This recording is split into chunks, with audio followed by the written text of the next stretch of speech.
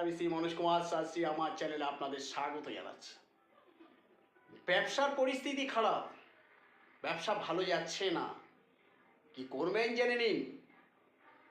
যে সমস্ত গাছে বাদুড় ঝোলে দিনের বেলা, ঠিক সেই গাছের যে ছালটা আছে সেই ছালটা আপনি কিছুটা কোনো ধারালো অস্ত্র দিয়ে ছাড়িয়ে ঠিক দাঁত দিয়ে কামড়ে সেই ছালটা তুলে আর সেই গাছের গোড়ায় মাটি নিন এবং অনেক পুরনো কোনো মন্দিরের মাটি এবং সে মন্দিরের ভিতরে যদি ত্রিশূল থাকে, ত্রিশূলটা যদি একটু মরিচা পড়া থাকে, সেই মরিচা পড়া একটু অংশ নিয়ে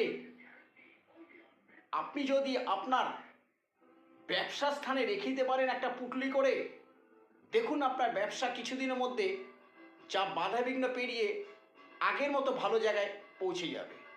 নমস্কার।